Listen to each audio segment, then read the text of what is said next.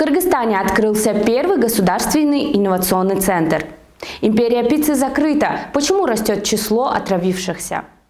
Пьяный охранник и маленькие порции школьного обеда. В каком состоянии находятся кыргызские школы-интернаты? Подробнее об этих и других главных новостях дня в сегодняшнем выпуске «Кстати». Сегодня, 27 октября, в Бишкеке прошло открытие Государственного центра инноваций. Это первое в своем роде учреждение в Кыргызстане. В открытии приняли участие предприниматели власти и иностранные гости.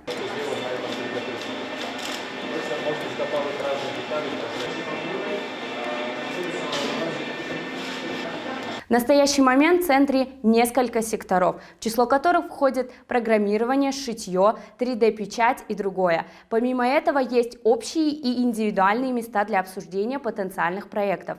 Для центра приобретено новейшее современное оборудование. Четко. Получается у вас действительно. Умеете, могете просто. Финансированием всего необходимого занимается государство. Сотрудники центра отметили, что работать в нем сможет любой желающий. Необходимо лишь заранее зарегистрироваться на портале, который в ближайшее время начнет функционировать. Инновационный центр создан на базе Государственной патентно-технической библиотеки при Госагентстве интеллектуальной собственности и инноваций.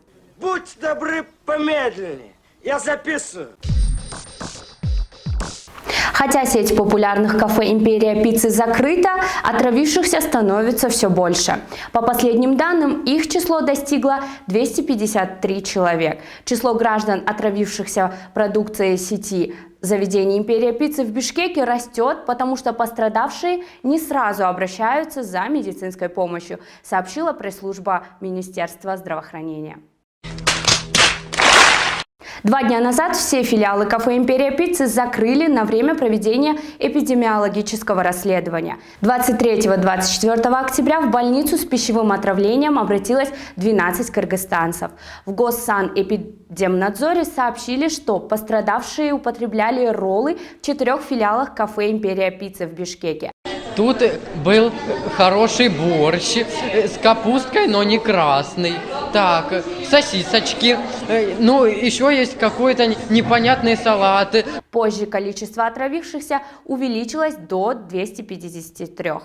Администрациям филиалов «Империя пиццы» выписали 5 протоколов о штрафах на сумму 30,5 тысяч сомов. Сколько? Маленькие порции школьного обеда и пьяный охранник – олицетворение кыргызских школ-интернатов. Комиссия по соцвопросам Бишкека без предупреждений нагрянула в образовательные учреждения столицы и столкнулась с грубыми нарушениями. Что за ужас тут творится? Так, в интернате номер 1 депутаты Горкинеша встретили охранника, который спал на рабочем месте и к тому же был пьян.